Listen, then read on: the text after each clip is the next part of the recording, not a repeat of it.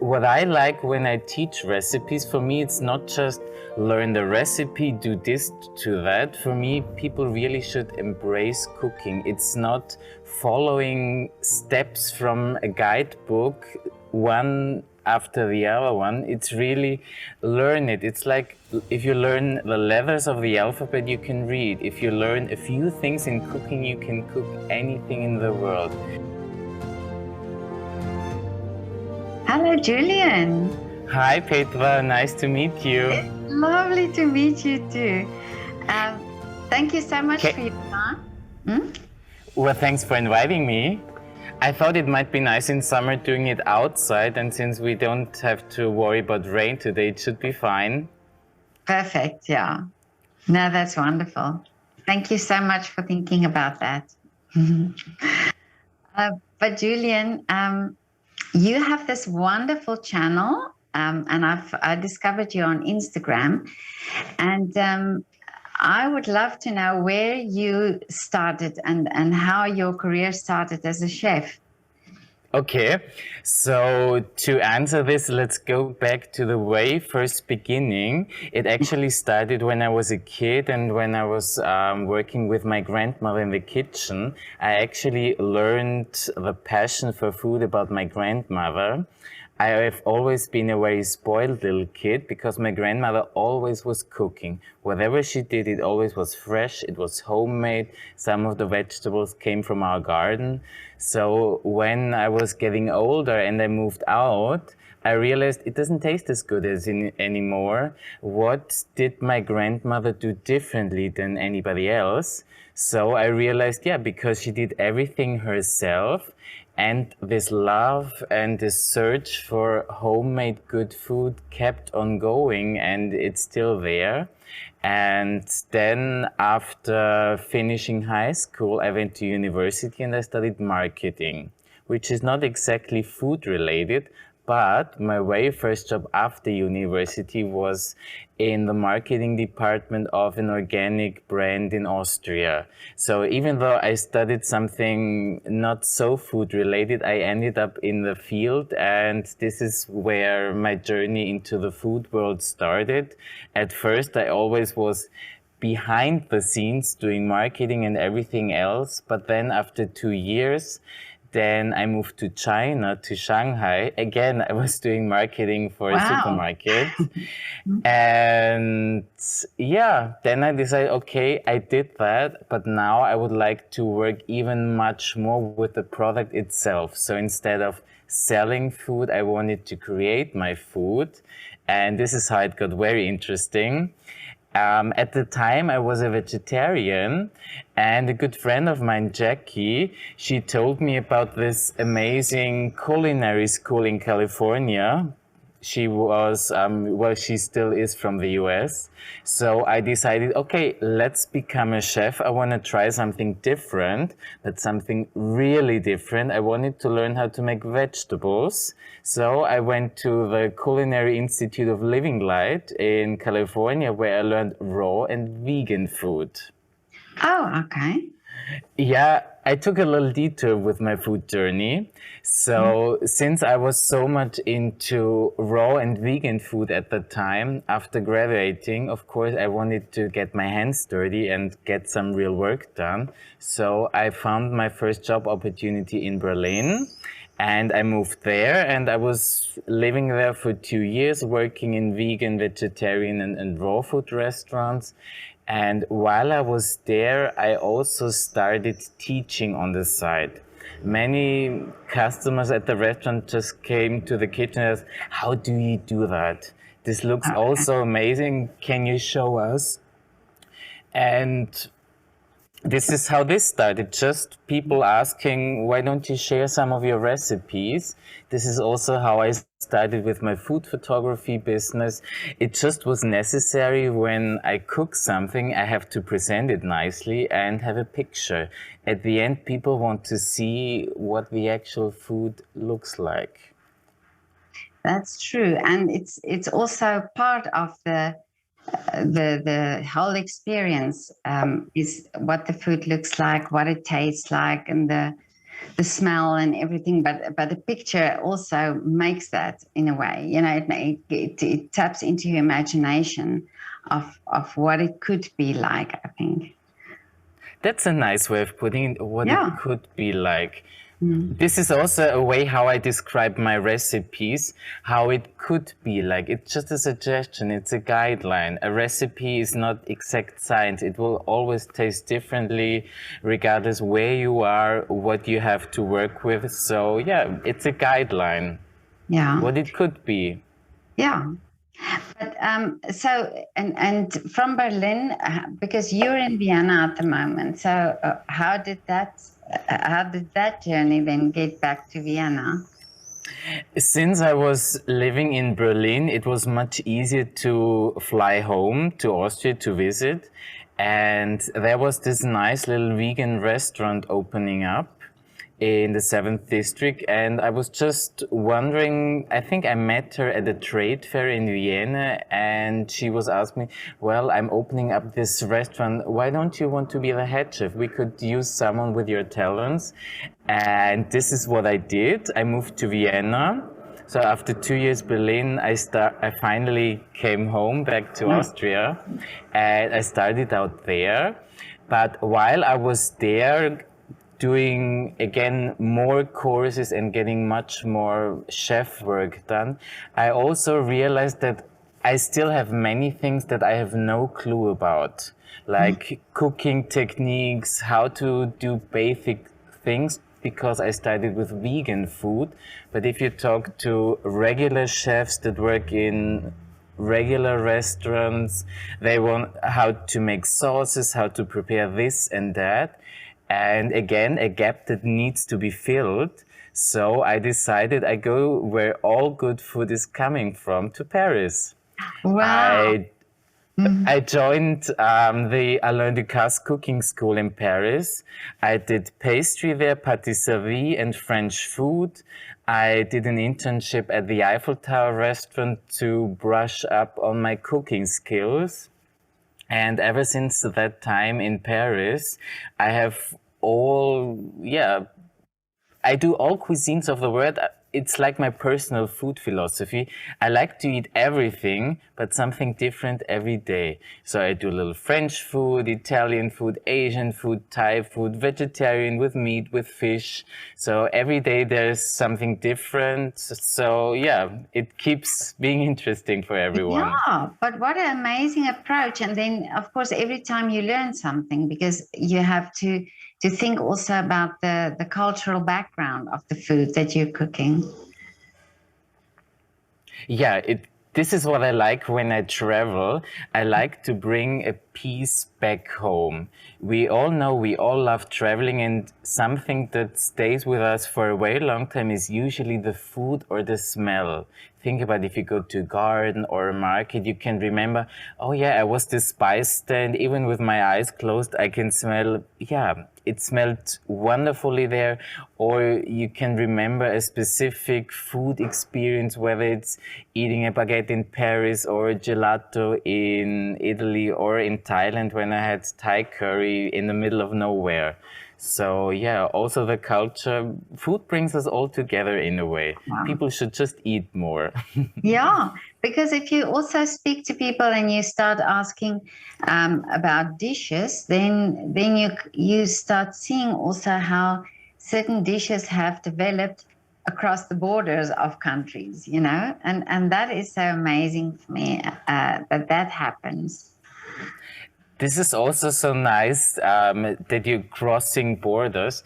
There are many foods that you can find everywhere in the world, like meatballs. There's a meatball dish in most probably every country in the world, whether it's Austrian fascierte Leibchen, the Germans call them Buletten.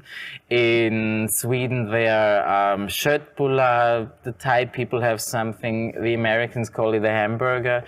Things travel, and yeah, we can all talk about something similar. Yeah, well, in South Africa, we call it frikadella.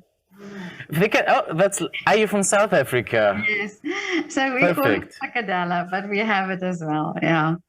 It sounds German because also the Germans, they call it frikadelle. Oh, really? Yeah. Oh, okay. Yeah. So maybe we adapted it from there. The This word. is also funny when you talk about things, you realize the common background for, yeah, something so simple as a meatball. But if you think back in history, yeah, things were traveling back in the days as well. Yeah. Yeah. No, definitely. But even talking about South Africa, if I think all the dishes that we have there that are really influenced by so many different cultures, um, if I just think of our traditional dish, babuti, which was actually from a Malayan, Malayan influence, the dish. So, yeah, I find it also fascinating how food really travels with us, you know? That's really true. And it's never just the food about one country, because every country in the world absorbs what they see, what they discover, what they experience, and also what the people bring with them. There are immigrants in every country in the world, so things change, traditions change, or they expand. But now, in that sense that you say the traditions change, if I also can name this as an example, certain dishes in South Africa, we have different variations of it. So somebody will make a melt tart in a certain way, and there will be different variations, but it's still approximately the same thing. So, how do you feel about this? That for example, in Vienna, the Wiener Schnitzel, in Austria, the Wiener Schnitzel, is there something that you think you should not deviate from the original? You should absolutely stay and stick with how it is made. I think one thing that cannot be changed is the type of meat. If it's an original Viennese schnitzel, it must be from veal. If it's pork or if it's chicken or turkey or whatever, it can still be a great schnitzel. It's just not a Viennese schnitzel. Okay. Everything else, this is also nice about discovering food. If you have 10 schnitzels, they will all be the same, like you mentioned, but differently, because every chef has his own special thing, whether it's about the breadcrumbs or the eggs, or they might add a specific spice or the choice of oil. Some of them make them in ghee, some fry them in oil, so this also affects the flavor. But yeah, it must be veal, otherwise it's just a schnitzel. Oh, okay. Yeah. But what really attracted me about your page and about what you do is, first of all, you have this very a lovely personality and always smiling and talking and But I find when you, and this is what I now in the interview thought, maybe this is why, because you learned from your grandmother, or you observed your grandmother while she was cooking, and this inspiration. But you have a way of teaching the recipe or demonstrating the recipes as if it's uh, talking to a friend. It's like somebody comes up to you and say, "Oh, just tell me how you did this," and you have this way of doing it, which I find is lovely. I've never heard it presented in this way, but it sounds very nice. Thank you. What I like when I teach recipes, for me, it's not just learn the recipe, do this, to that. For me, people really should embrace cooking. It's not following steps from a guidebook, one after the other one. It's really learn it. It's like if you learn the letters of the alphabet, you can read. If you learn a few things in cooking, you can cook anything in the world. And again, I don't want to teach people how to make a schnitzel. I want to show you how to prepare a meat in this way, and then you can have it for the rest of your life. It's like this ancient quote, I think it's from the Bible: if you give someone a fish, he will eat for one day, but if you teach him how to fish, he will not be hungry for the rest of his life. So I follow a similar approach. I want to empower people to really learn it and also do it. It doesn't make any sense to create elaborate recipes that take forever and you need so many complicated things, or you need 10 people to help you get it done. Instead, I just want people to have simply good food every day, whether it's a schnitzel, it's a strudel, it's a salad, whatever you like.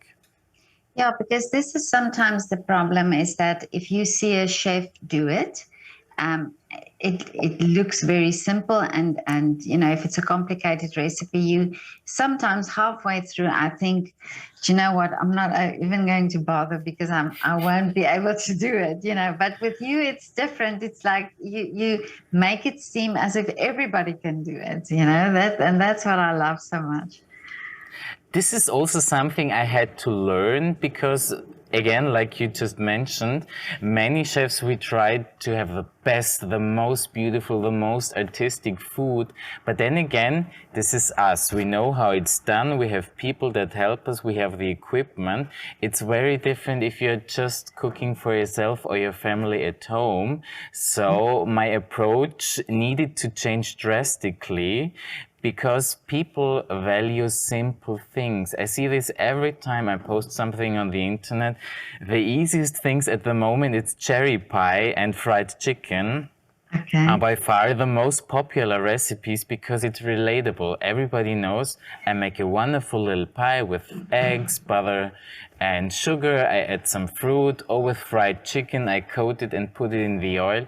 It's easy to follow, and people can do it very nicely at home. Mm. No, that's true. And I see also uh, during Mother's Day, the week of Mother's Day, you had this lovely uh, series where you cooked with your mum and your Omi. Yes, that's true. Yeah. My mom loves to visit me in Vienna, and she's also very active in the kitchen. Actually, when I think about it, everybody in my family loves cooking. No one has ever done it professionally. Neither my grandmother. She was working many years ago for a very short time at the hotel, but then again, she never was a professional chef. Also, my mother, they have a big farm at home where they grow tomatoes, they have pigs, they make bacon and things like that. They were always surrounded with food, but yeah, never as a regular chef. So I guess the torch, they were passing it on. And I also like to, every time when I have a problem about traditional Austrian food, the first thing I call my grandmother, because I'm sure Really? she has done it a million times, or she has a recipe that she has been using for years. And then she teaches me, she shows me how a recipe, and then I add my own personal touch, because again, things change. I've traveled the world. I like to mix things up a bit, like with my fried chicken. I use something the Indians use for the butter chicken. I marinate it first. Many Austrian might say, that's not Austrian. Well, it isn't. But why can't things, yeah, change over Yeah. time if it makes it a lovely experience? Yeah, that's true. And your grandmother, does she love your cooking as well, or do you still go and have her cooking? Well, every time when I go to her, I let her do all the cooking. Yeah. But also it goes the other way around. If she visits me in Vienna, I ask her, what would you like? What shall I cook for you? Oh, She that's always picks something that she would never cook on her own, and I pick something that I don't make very often. There's still a few dishes that I don't touch because I know grandmother can do it best. yeah. There has to be something like that that only she can make. That's true, and that's also good that there's some things that are just, yeah, Yeah. for the two of us. It's like frikadellen. That's actually one of my favorite things since I was a little kid. My grandmother always used to make meatballs with mashed potatoes, and I never really mastered how she got it done. I can make very nice meatballs, but they will never taste like hers. Mm. Oh, I that's guess it's also a little bit of imagination. It's like traveling, it always tastes better when you eat it there. But yeah, that's nice just the way it is. Yeah, I think so. It's like you say, it's part of the memory.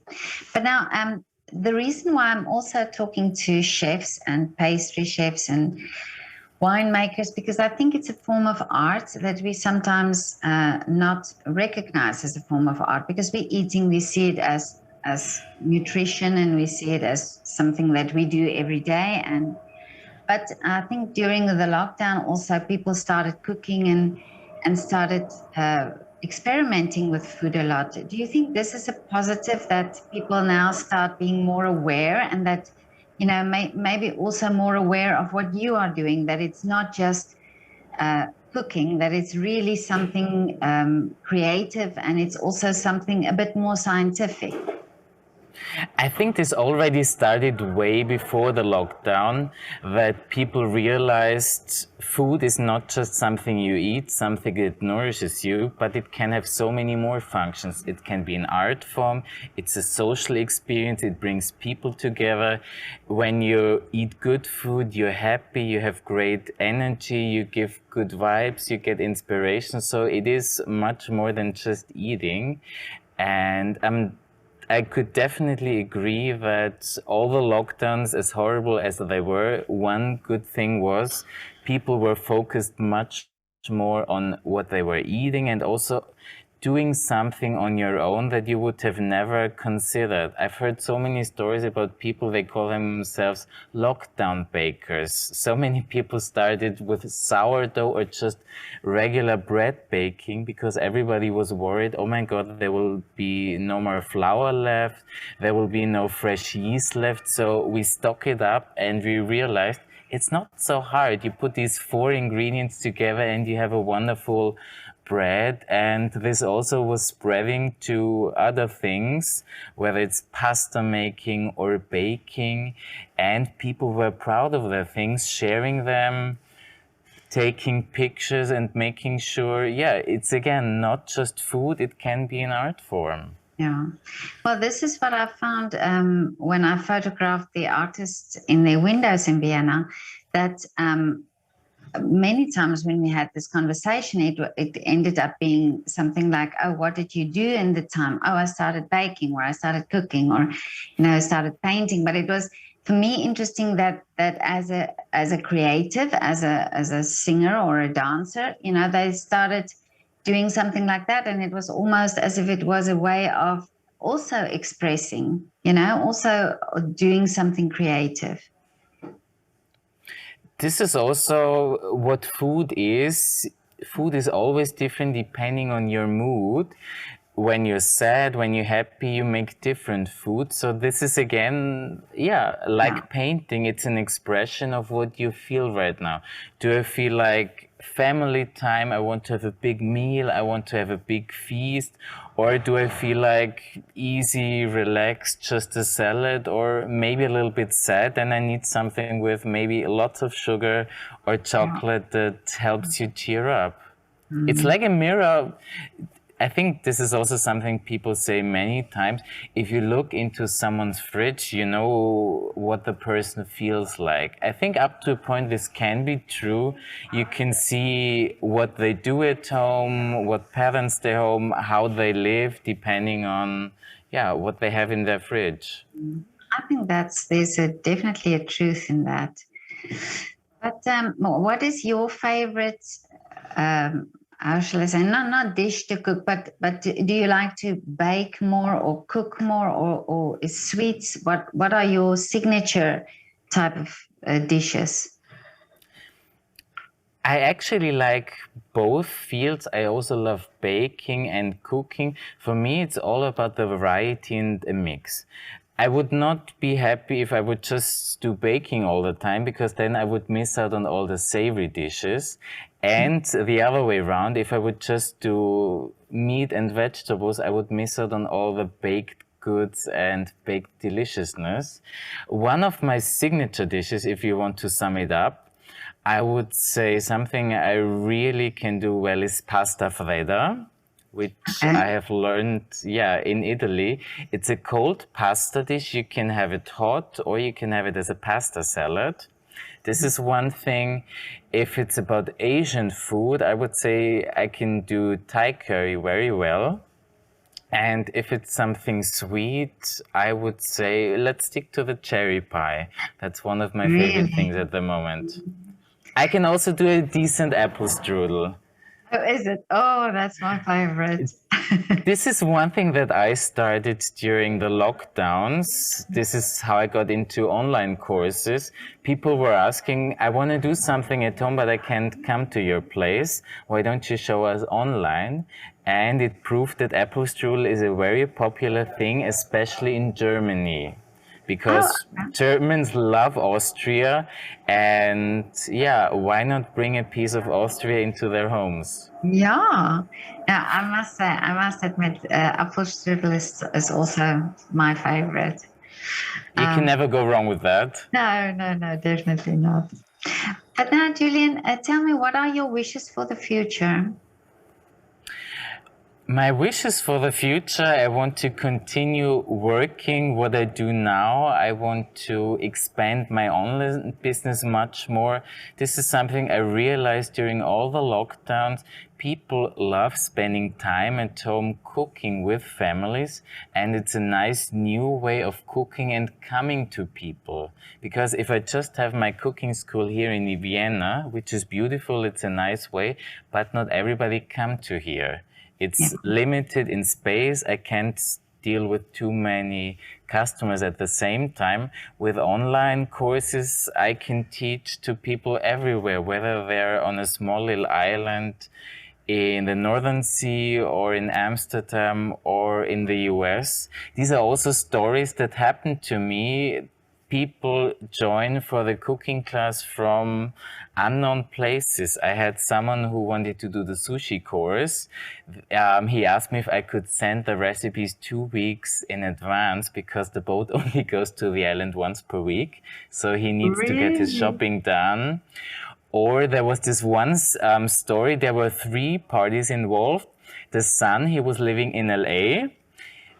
Then I think the grandmother or the aunt was in Innsbruck, and then there was also one family member in Germany, and they all wanted to make dumplings. And there were three countries involved, so also we needed to tweak the recipes. In Austria, in Germany, it's easy to find all the ingredients, but how about buying bread? I don't even know the English word. It's not breadcrumbs, bread cubes. Do you know what I mean? Oh, yeah, yeah. I know what you mean. Like a crouton. A crouton. Yeah, yeah. Yeah, something like that. Yeah, go and find that in LA. I'm sure it is somewhere there, but also the bread is different. I can remember he had a Jewish roommate, so bacon was not an option. So he wanted to do it. I think they decided on pastrami.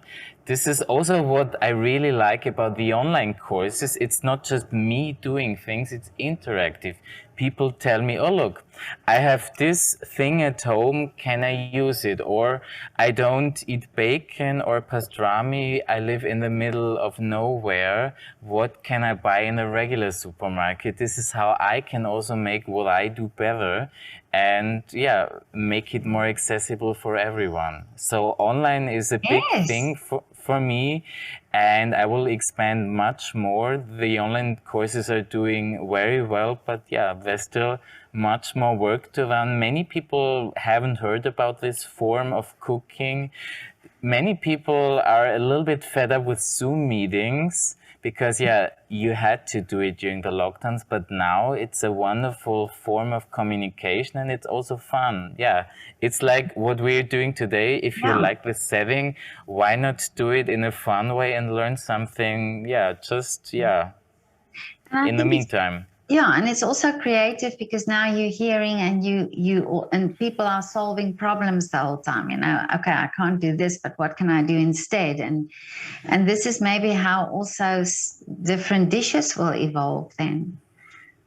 It will definitely evolve because there will always be someone who thinks I don't like it this way, I don't like this ingredient, or I don't have these things at home. How can we make it even easier?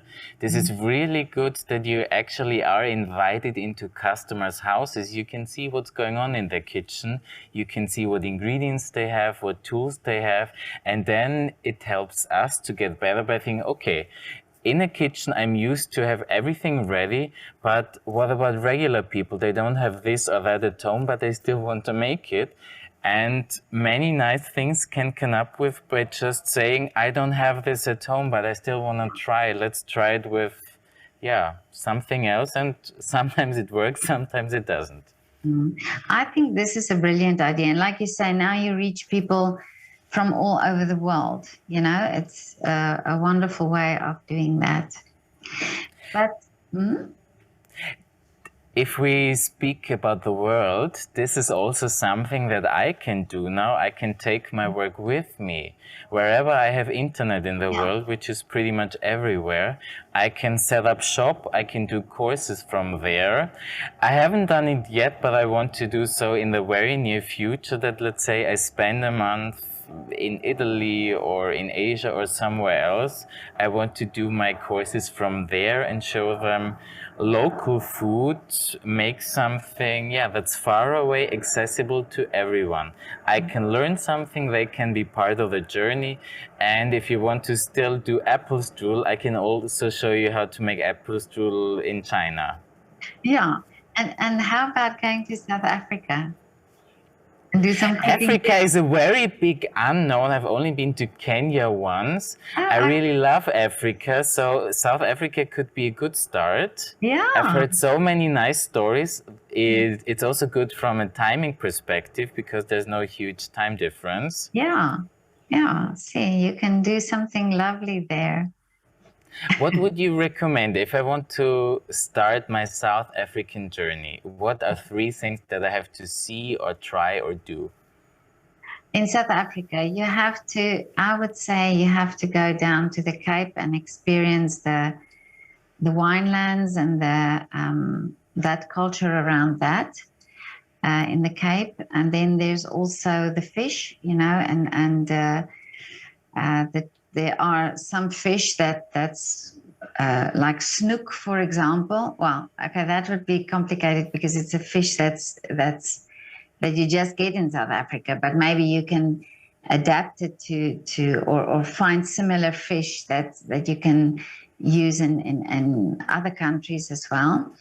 And I think then that would be something that I think it's, and then of course it's a lot of outside cooking. It's like barbecue. We call it a braai, but there's also a lot to explore around that. Outdoors, barbecue, the ocean, that all sounds like a good combination. Yeah, and wine. Don't forget the wine. Of course. Wine is very important. It makes everything just a little bit better. Yeah. So, but Julian, I just have one more question for you. Can you do a shout out for your favorite coffee shop? My favorite coffee shop in Vienna. If you want to try very good home roasted coffee, go to Alt Wien. It's a small shop. I think it's in Schleifmühlgasse. They roast their own coffees. They're experts in whatever questions you have about coffee. Okay, so now Alt Wien, I will put their link also in the description, and all your page and so on, I will also put in the description. Julian, it was so lovely to talk to you. Thank you, Petra. The pleasure was mutual. Thanks for having me. Yeah, and all the best and I hope your wish comes true, that your online way of teaching and communicating with people, that will all work out well. I'll do my very best. Okay. Thank you so much, Petra. Have a good day. Bye.